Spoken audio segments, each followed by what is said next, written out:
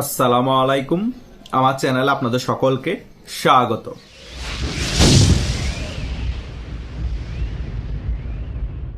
12ই ফেব্রুয়ারি যে পাতানো মামু ভাগ্না নির্বাচন হয়েছে, আমি আমার অনেক ভিডিওতে বলেছিলাম যে 12ই ফেব্রুয়ারি পাতানো মামু ভাগ্না নির্বাচনের পরে যদি বিএনপি ক্ষমতায়ও আসে, তবুও বিএনপি বড় ফাঁদে পড়তে যাচ্ছে। তখন আমাকে অনেকেই প্রশ্ন করেছিল, ভাই কিভাবে বড় ফাঁদে পড়তে যাচ্ছে? তখন আমি বলেছিলাম সময় হোক, আমি ব্যাখ্যা করব। আজকে সেই বিষয়ে গুরুত্বপূর্ণ একটি আলোচনা করতে এসেছি। আশা করছি আপনার শেষ পর্যন্ত ভিডিওটি দেখবেন, সকল বিষয় ক্লিয়ার হয়ে যাবেন। প্রথমত, এই বিএনপি সরকারকে দুইটা দেশকে তেলাইয়েই এই বাংলাদেশটা পরিচালনা করতে হবে, ভারত এবং আমেরিকা। ভারত এবং আমেরিকার স্বার্থ রক্ষা করেই বিএনপি বাংলাদেশ পরিচালনা করতে হবে। ভারতের চোখে চোখ রেখো বিএনপি কথা বলতে পারবে না, এবং আমেরিকার চোখে চোখ রেখো কথা বলার কোনো উপায় নেই। তার প্রমাণ তো আমরা গতকালকে একটা খবরে পেয়ে গিয়েছি যে রাশিয়া থেকে বিএনপি সরকার তেল কিনতে চাচ্ছে, সেটার জন্য আমেরিকার অনুমতি চাচ্ছে। কারণ রাশিয়ার সাথে আমেরিকার ভালো সম্পর্ক নাই, সেই কারণে রাশিয়া থেকে যদি তেল কিনে আমেরিকা মাইন করে, তার মানে আমেরিকার চোখে চোখ রেখে কথা বলা তো সম্ভবই না, বরং তেল মেরে আমেরিকার সাথে সম্পর্ক রাখতে হবে। আমেরিকা বাংলাদেশে যেটাই চাই সেটাই এই বিএনপি সরকারকে করতে হবে। এখন আসি ভারতের ব্যাপার। ভারতের সাথে কেন সম্পর্ক খুব ভালো রাখতে হবে, তেল মেরে চলতে হবে, চোখে চোখ রেখে কথা বলা সম্ভব না? তার মেইন রিজন হচ্ছে ভারত থেকে আমরা অনেক দ্রব্য আমদানি করি। সে সকল দ্রব্য যদি আমরা ভারত থেকে আমদানি না করি, সম্পর্ক খারাপ করে ফেলি, অন্য দেশ থেকে যদি আমদানি করতে যাই, তাহলে আমাদের 2 গুণ 3 গুণ খরচ বেশি হবে। আমাদের এখন বাংলাদেশের যে অর্থনীতি, 2-3 গুণ টাকা বেশি দিয়ে বাইরের থেকে বিভিন্ন দ্রব্য ওই সকল দ্রব্য আমাদের বাংলাদেশে আমদানি করা সম্ভব না। আমরা দুর্ভিক্ষের কবলে পড়ে যাব। এখনো ভারত থেকে কম টাকা দিয়ে আমরা বিভিন্ন জিনিস আমদানি করার পর আমরা এখন দুর্ভিক্ষের কবল পড়ার সম্ভাবনা রয়েছে। কারণ হরমুজ প্রণালী বদ্ধ হয়ে যাওয়ার কারণে পৃথিবীর সকল দেশের মধ্যে ডিজেলের স্বল্পতা দেখা যাচ্ছে, বিভিন্ন দেশের দ্রব্যমূল্যের দাম বেড়ে গিয়েছে।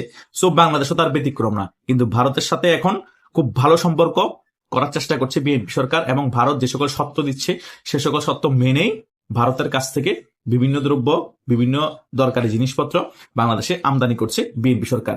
কিছুদিন আগেও আমরা দেখতে পেয়েছি, 1-2 দিন আগে ডিজেল আমদানি করেছে ভারত থেকে, সেম ওই শেখ হাসিনা করে যাওয়া পাইপলাইন দিয়েই। এটা আমরা সকলে অবগত আছে। আরো অনেক কিছুই ভারত থেকে আমদানি করা হবে বাংলাদেশে প্রয়োজনের জন্য, এবং কোরবানও হয়তো ভারত গরুও পাঠাতে পারে।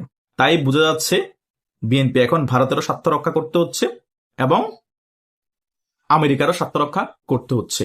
শুধু স্বার্থ রক্ষা করেই কিন্তু চুপ থাকতে পারবে না, তারা যেটা বলবে সে অনুযায়ী দেশ পরিচালনা করতে হবে। কিন্তু সবচেয়ে বড় ফাটাবাসের চিপে পড়ে গিয়েছে আমেরিকা আওয়ামী লীগ এবং শেখ হাসিনার ব্যাপারে একেবারে পূর্ণ সমর্থন দিয়েছিল বিএনপি সরকারকে, এবং ডক্টর সরকারকে দিয়েছিল, যাতে আওয়ামী লীগ রাজনীতিতে ফিরতে না পারে, শেখ হাসিনা বাংলাদেশে ফিরতে না পারে। কিন্তু শেখ হাসিনা ইস্যুতে হুট করে এখন আমেরিকা পল্টি খেয়েছে।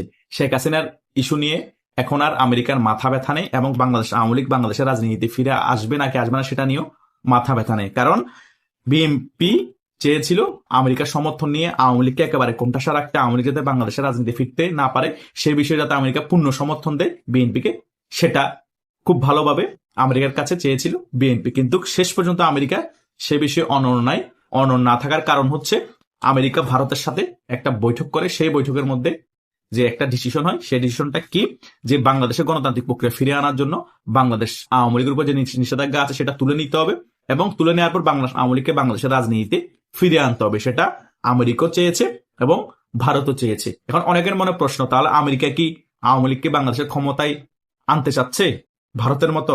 ভাই, আপনাদেরকে ক্লিয়ারলি অনেকবার বলেছি আমি ভিডিওতে, আমেরিকা এখন বাংলাদেশ আওয়ামী লীগকে বাংলাদেশের ক্ষমতাতে বসাতে চাচ্ছে না, ভারতও বাংলাদেশের ক্ষমতায় আওয়ামী লীগকে বসাতে চাচ্ছে না। ভারতও চাচ্ছে শেখ হাসিনা বাংলাদেশে ফিরে যাক, বাংলাদেশের গণতান্ত্রিক প্রক্রিয়া ফিরে আসুক, এবং বাংলাদেশ আওয়ামী লীগ আবার রাজনীতিতে সচল হোক। সেম জিনিসটাই কিন্তু আমেরিকা চাচ্ছে। শেখ হাসিনা ইস্যুতে শেখ হাসিনা যে সকল মিথ্যা মামলা আছে সেগুলো তুলে নেওয়া হোক, এবং শেখ হাসিনা বাংলাদেশে ফিরে যাক, এবং বাংলাদেশ আওয়ামী লীগের রাজনীতি সচল হোক, এবং বাংলাদেশে একটি গণতান্ত্রিক প্রক্রিয়া ফিরে আসুক। কেন যাচ্ছে আমেরিকা? আমেরিকার একটা স্বার্থের কারণে যাচ্ছে। আমেরিকা চাচ্ছে বাংলাদেশে যদি অ্যান্টি বিএনপি রাজনৈতিক দল থাকে, মানে আওয়ামী লীগ থাকে, তাহলে বিএনপিকে আরো বেশি প্রেসার দিয়ে আমরা যে সকল স্বার্থ বাংলাদেশে হাসিল করতে চাচ্ছি সেগুলো হাসিল করা আরো সুবিধা হবে, এবং আমাদের সাথে বাংলাদেশের সাথে যে সকল চুক্তি হয়েছে সেগুলা খুব তাড়াতাড়ি বাস্তবায়ন করবে এই বিএনপি সরকার। এখন বিরোধী পার্টি যদি কেউ না থাকে শক্ত, তাহলে তো ওই সরকার মনে করবে আমি সর্বসর্বা, আমার বিরোধী কেউ নাই। এবং অন্যান্য পরাশক্তি যদি ওই সরকারকে চাপ দেয়, সে সরকার চিন্তা করবে ওই সরকার চাপ দিলেও কি হবে, আমার রেজিম চেঞ্জ করে এত সোজা নাকি? কারণ আমাদের বিরোধী কোনো রাজনৈতিক দল নাই, আমার রেজিম চেঞ্জ করবে কে? সো এই সকল বিষয়ে চিন্তা করে কূটনীতিক ভাবে একটা প্রতিপক্ষ রাখার জন্য আমেরিকা রাজি হয়েছে বাংলাদেশের মধ্যে বাংলাদেশ আওয়ামী লীগকে আবার রাজনীতিতে ফেরানোর জন্য। এটা হচ্ছে আমেরিকার চিন্তাধারা। আর ভারতের চিন্তাধারা হচ্ছে আওয়ামী লীগকে ক্ষমতায় বসানোর পরের হিসাব। আগে প্রথমত আওয়ামী লীগকে আগে বাংলাদেশের রাজনীতিতে সচল করি, সচল করার পর আওয়ামী লীগ যখন আস্তে আস্তে সংগঠিত হবে এবং বিএনপি সরকার যখন অজনপ্রিয় হবে বাংলাদেশে জনগণের কাছে, আস্তে আস্তে অজনপ্রিয় অলরেডি হওয়া শুরু হয়ে গিয়েছে, 2-3 বছর গেলে বা 6 মাস গেলে আরো অজনপ্রিয় হবে, তখন আওয়ামী লীগ আস্তে আস্তে সংগঠিত হয়ে যখন রাজনীতি আরো অ্যাক্টিভ হবে, বাংলাদেশের মধ্যে আওয়ামী লীগের শীর্ষ পর্যায়ের নেতারা আসা শুরু করবে। আস্তে আস্তে করে আওয়ামী লীগকে নিয়ে কূটনীতিক ভাবে একটা আন্দোলন সংগঠিত করবে ভারত সাপোর্ট দিয়ে, এবং আওয়ামী লীগ একটা আন্দোলন সংগঠিত করে রেজিমটাকে ফেলে দিবে। বা 5 বছর পরে আওয়ামী লীগের যখন আরো জনপ্রিয়তা বেড়ে যাবে এবং বিএনপি জনপ্রিয়তা আরো কমে যাবে, তখন একটা ফ্রি অ্যান্ড ফেয়ার ইলেকশন দেওয়ার জন্য প্রেশার দেওয়া হবে বিএনপিকে।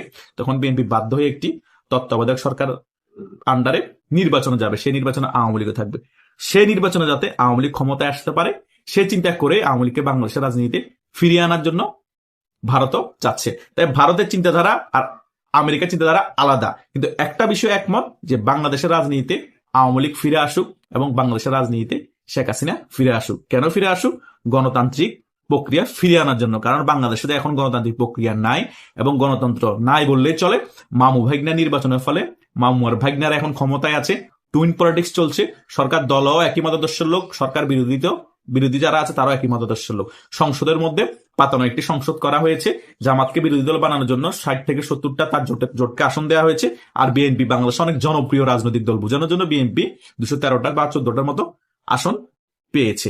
এভাবেই করে সাজানো হয়েছিল 12 ফেব্রুয়ারি পাতানো নির্বাচন। কিন্তু সাজানো নির্বাচনের পরেও কিন্তু বিশ্বের যারা পরাশক্তি আছে তারা একটা দেশের মধ্যে এভাবে গণতন্ত্র একেবারে নস্যাৎ হয়ে যাক সেটা তারা চায় না। কারণ পৃথিবীর মধ্যে যে সকল দেশের মধ্যে গণতন্ত্র একেবারে নস্যাৎ হয়ে একনায়কতন্ত্র প্রতিষ্ঠা হয়েছে, সেই দেশগুলা আমেরিকাকে কোনো তোয়াক্কাই করে না।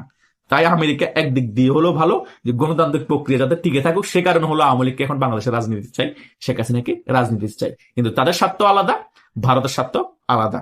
ভারত 4-5 বছর পরের হিসাব চিন্তা করতেছে, আমেরিকা বর্তমানের ব্যাপারগুলো চিন্তা করে তাদের স্বার্থের পরবর্তী হিসাব চিন্তা করে আওয়ামী লীগকে বাংলাদেশের রাজনীতিতে ফিরিয়ে আনার জন্য ভারতের সাথে বৈঠক করে একমত হয়েছে। বুঝতে পেরেছেন? সে কারণে বিএনপি চারিদিক থেকে ফাঁদে পড়ে আছে। বিএনপি এখন কি করবে কি করবে না সেটা তার হাতে নাই, সকল কিছু এখন ভারত এবং আমেরিকার হাতে চলে গিয়েছে। তাই দেখা যাক শেষ পর্যন্ত বিএনপি কি করে এবং কত বড় ফাঁদে পড়ে, এবং সেই ফাঁদ থেকে বিএনপি বেরোয় আসতে পারে কিনা। আশা করছি আপনারা সকল বিষয় বুঝতে পেরেছেন। তবুও যদি কোনো কনফিউশন থাকে আপনারা আমাকে মেসেঞ্জারে এবং হোয়াটসঅ্যাপে নক করতে পারেন, সেখানে আমি উত্তর দেওয়ার চেষ্টা করব। আর এই ভিডিওর কমেন্ট বক্স আছে, সেখানেও কমেন্ট করতে পারেন, সেখানেও আমি উত্তর দেওয়ার চেষ্টা করব। ধন্যবাদ সকলকে।